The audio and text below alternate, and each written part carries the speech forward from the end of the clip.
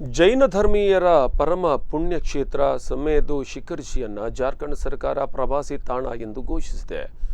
ಇದಕ್ಕೆ ಜೈನ ಧರ್ಮೀಯರು ತೀವ್ರವಾದಂತಹ ಆಕ್ರೋಶವನ್ನು ವ್ಯಕ್ತಪಡಿಸಿದ್ದಾರೆ. ಈ ಕಾರಣದಿಂದ ದೇಶಾದ್ಯಂತ ಪ್ರತಿಭಟನೆ ನಡೆಯುತ್ತಾ ಇದೆ. ಮೂಡುಬಿದ್ರೆಯಲ್ಲೂ ಈ ಒಂದು ವಿಚಾರಕ್ಕೆ ಸಂಬಂಧಪಟ್ಟಂತೆ ಪ್ರತಿಭಟನೆ ನಡೆದಿದೆ.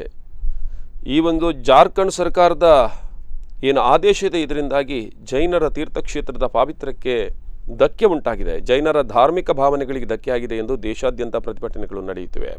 ಮೂಡುಬಿದ್ರೆಯಲ್ಲಿ ಜೈನ ಸಮಾಜದ ವತಿಯಿಂದ ಬೃಹತ್ ಪ್ರತಿಭಟನಾ ಜಾಥಾ ನಡೆಯಿತು. ಮೂಡುಬಿದ್ರೆ ಜೈನ ಮಠದ ಪರಮ ಪೂಜ್ಯ ಸ್ವಸ್ತಿ ಶ್ರೀ ಚಾರುಕೀರ್ತಿ ಭಟ್ಟಾರಕ ಮಹಾಸ್ವಾಮೀಜಿಯವರು ಪ್ರತಿಭಟನಾ ಸಭೆಯನ್ನು ಉದ್ದೇಶಿಸಿ ಮಾತನಾಡಿ, ಸಮ್ಮೇದ ಶಿಖರ್ಜಿಯ ಆ ಪ್ರದೇಶವನ್ನು ಪ್ರವಾಸಿ ತಾಣವೆಂದು ಘೋಷಿಸಿರುವ ಆಜ್ಞೆಯನ್ನು ಹಿಂದಕ್ಕೆ ಪಡೆಯಬೇಕು ಹಾಗೂ ಅಲ್ಪಸಂಖ್ಯಾತರಾಗಿರುವ ಜೈನರ ಧಾರ್ಮಿಕ ಭಾವನೆಗಳನ್ನು ಗೌರವಿಸಬೇಕೆಂದು ಕರೆ ನೀಡಿದರು.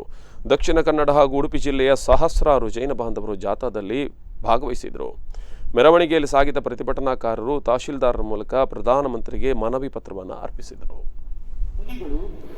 ಅನೇಕ ಮಂದಿ ಪುಣ್ಯಾತ್ಮರು ಮೋಕ್ಷವನ್ನು ಪಡೆದಂತಹ ಪರಮ ಪವಿತ್ರವಾದಂತಹ ಕ್ಷೇತ್ರ ಅದು ಸಮ್ಮೇದಗಿರಿ ಶೈವ ಕ್ಷೇತ್ರ. ನಾವೆಲ್ಲ ಕೇಳಿದ ಹಾಗೆ ನಮ್ಮ ಹಿರಿಯರು ಈ ಎತ್ತಿನ ಗಾಡಿಯನ್ನು ಕಟ್ಟಿಕೊಂಡು ಕಾಲ್ನಡಿಗೆಯಲ್ಲಿ ಆ ತೀರ್ಥಯಾತ್ರೆಯನ್ನು ಕೈಗೊಳ್ಳುತ್ತಿದ್ದರು ಎಂಬುದನ್ನು ಕೇಳಿದ್ದೇವೆ.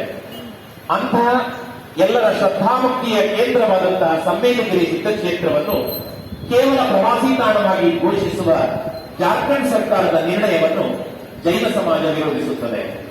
ಅದಕ್ಕೆ ಒಪ್ಪಿಗೆ ಕೊಟ್ಟಿರುವ ಕೇಂದ್ರ ಸರ್ಕಾರದ ನಿರ್ಣಯವನ್ನು ಜೈನ ಸಮಾಜ ವಿರೋಧಿಸುತ್ತದೆ. ಪ್ರವಾಸಿ ತಾಣವಾಗಿ ಘೋಷಿಸಿದರೆ ಆ ಪವಿತ್ರವಾದಂತಹ ಕ್ಷೇತ್ರದಲ್ಲಿ ಆಗುವ ಅನಾಹುತಗಳು ಅವರ ಜೀವನ ಪ್ರಾಣವಾಯಿತು ಎಂದು ಭಾವಿಸಿಕೊಳ್ಳುತ್ತಾರೆ.